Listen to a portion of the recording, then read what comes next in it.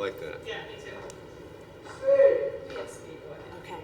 You initially resisted the idea of directing a sequel to Wall Street. What made you change your mind? I think the events overtook me. The 2008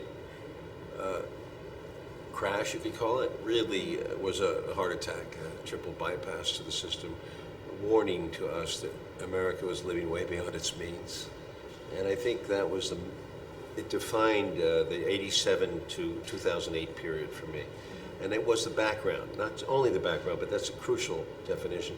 The foreground is the same in the sense it's a family story, very dramatic, even some people might say melodramatic, but very much about love and trust and betrayal and greed, all those good things that mixed up life.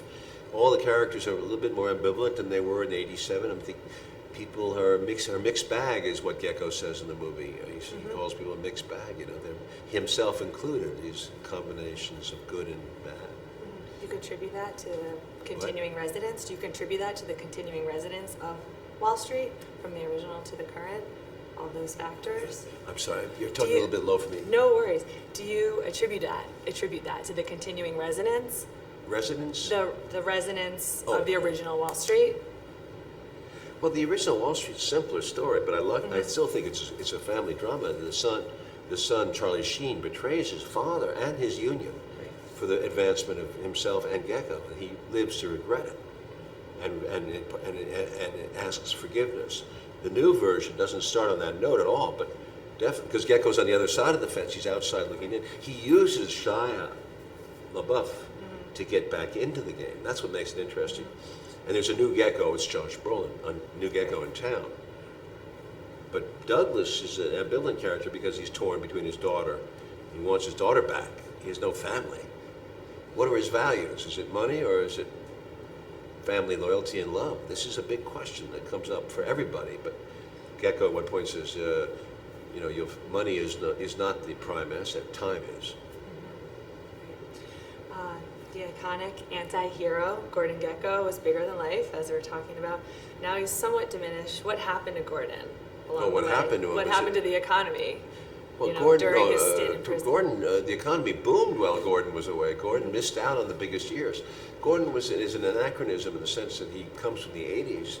He was a buccaneer. He was a revolutionary. But what's revolutionary in the 80s is no longer valid in the 90s and 2000s. Well, he was overtaken by basically hedge funders. And then the hedge funders made so much money that the banks, the central institutions of our economy, started to ape them and imitate them and took bigger risks than the hedge funds ever took. So the banks themselves derailed in 2008. So what we really got was a system, a real warning about our system, that it was, if the banks practice the Gordon Gecko behavior, we're never going to get out of the mess we're in, ever.